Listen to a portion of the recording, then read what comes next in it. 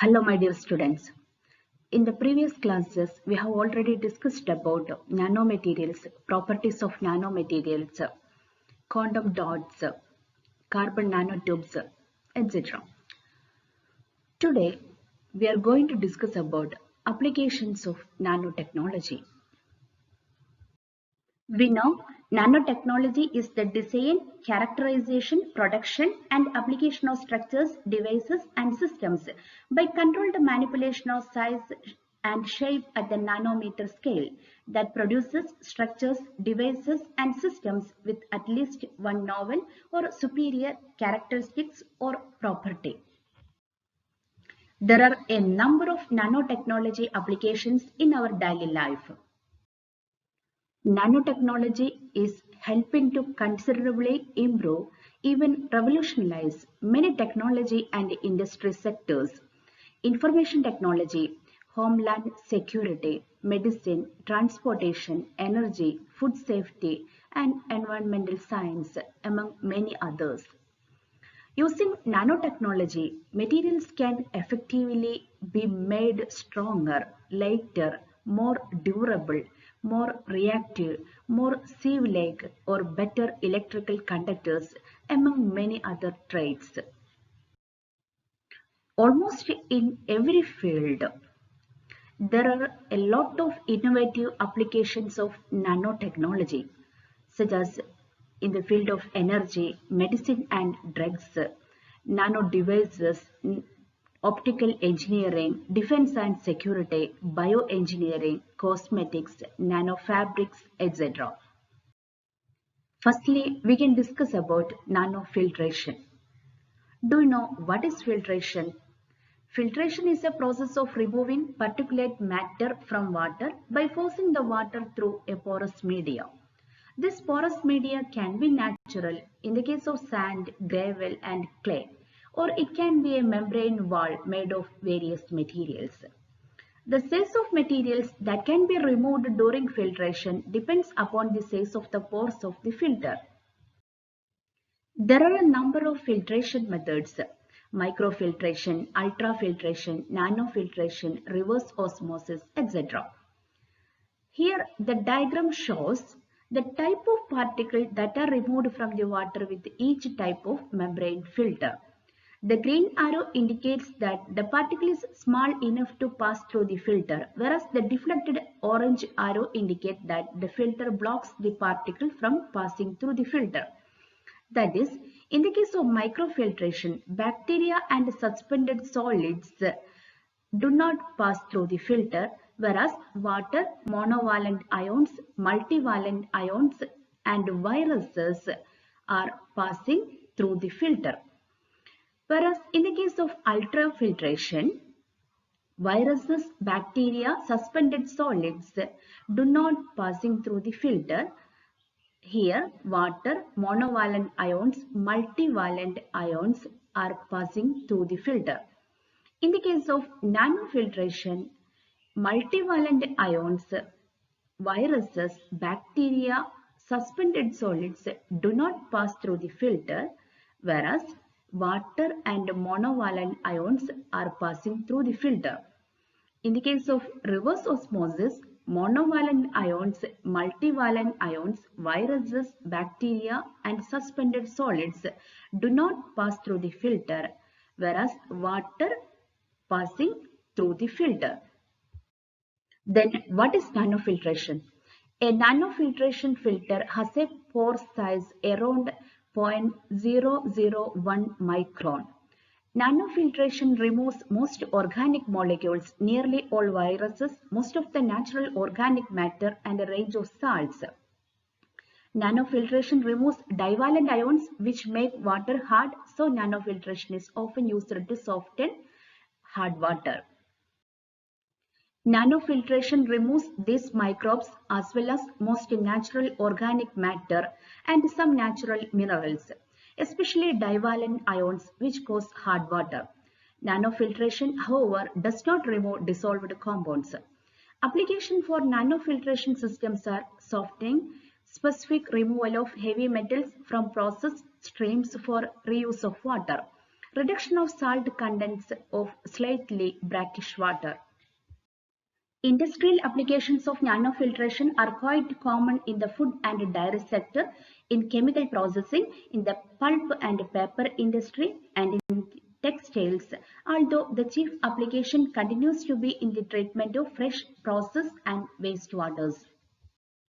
Nanofiltration membranes are also used for the removal of natural organic matter from water, especially taste, odor, and colors, and in the removal of trace herbicides from large water flows.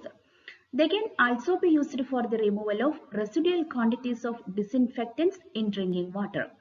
There are probably as many different applications in the whole chemical sector, including petrochemicals and pharmaceuticals, as in the rest of industry put together. Food industry applications are quite numerous. In the processing of sugar, dextrose syrup and thin sugar juice are concentrated by nanofiltration, while ion exchange brines are demineralized. Nanofiltration is used for degumming of solutions in the edible oil processing sector, for continuous cheese production, and in the production of alternative sweeteners. Another application of nanotechnology is nano switches. It is a device that is extremely small and can switch an electric current on or off on the time scale of a few picoseconds. It has the capability to change between on and off states.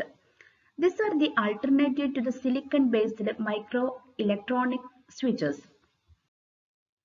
They consist of two open-ended multi-walled carbon nanotubes segments separated by a nanometer scale gap.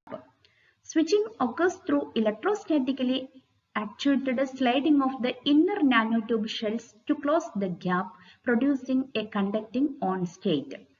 Withdrawal of the actuation can restore the insulating off state. Acting as a non-volatile memory element capable of several switching cycles, these devices are straightforward to implement, self-aligned, and do not require complex fabrication or geometries. Another discovery is that of nanophoto switches. Nanophoto switches can be switched on and off using UV light. It is used for optical computing and data processing applications. For example, nano switch made from an organic film polystyrene sandwiched between indium tin oxide and gold. The device can be actuated under electric field to form metal filaments in the organic insulator film. These filaments act as UV sensitive material. When exposed to UV light, the current flows through the device again. A new nano switching technique involves attaching light sensitive organic molecules to metal surfaces. This allows the molecules to be switched between two different conformations in response to exposure to different wavelengths of light. Since the conformation changes are reversible and can be controlled without direct contact, this technique could enable on or off applications that can be controlled at the molecular scale. Another important application of nanotechnology is in the field of bioimaging. Nanomaterials such as nanoparticles, nanorods, nanospheres, nanoshells, and nanostars are very commonly used in biomedical imaging and cancer therapy. They make excellent drug carriers, imaging contrast agents, photothermal agents, photoacoustic agents, and radiation dose enhancers, among other applications. Recent advances in nanotechnology have led to the use of nanomaterials in many areas of functional imaging, cancer therapy, and synergistic combinational platforms. Another application of nanotechnology is in the field of catalysis. Nanocatalysis may show greater selectivity, extremely high activity, low energy consumption, and long lifetime.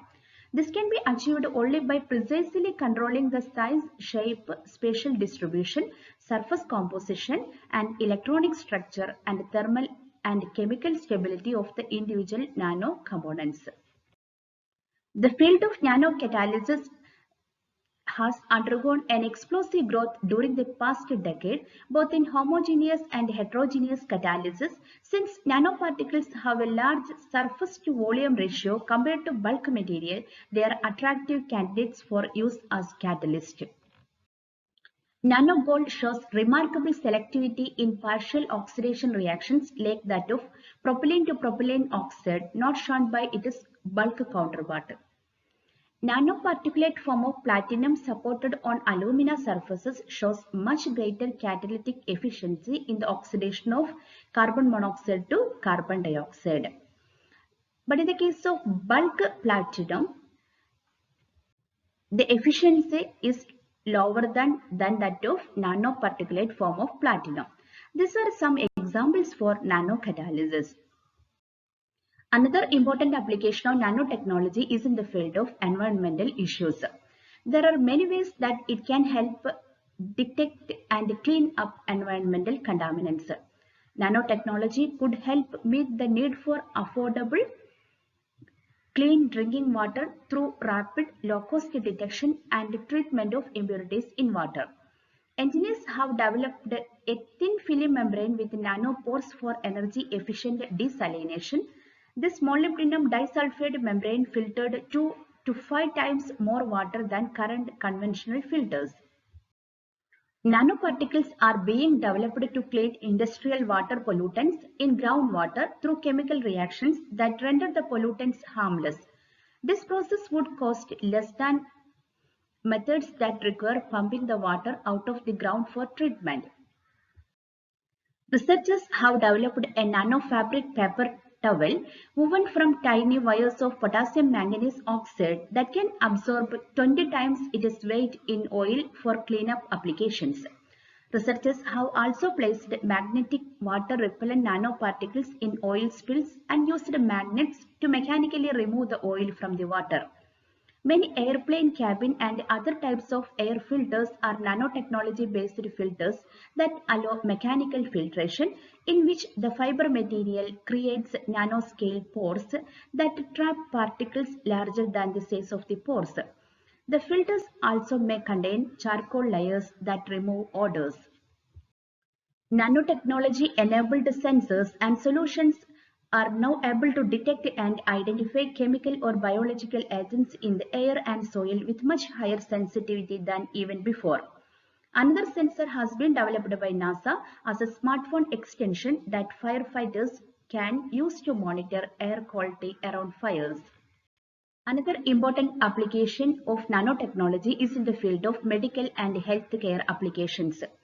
Commercial applications have adapted gold nanoparticles as probes for the detection of targeted sequence of nucleic acids, and gold nanoparticles are also being clinically investigated as potential treatments for cancer and other diseases.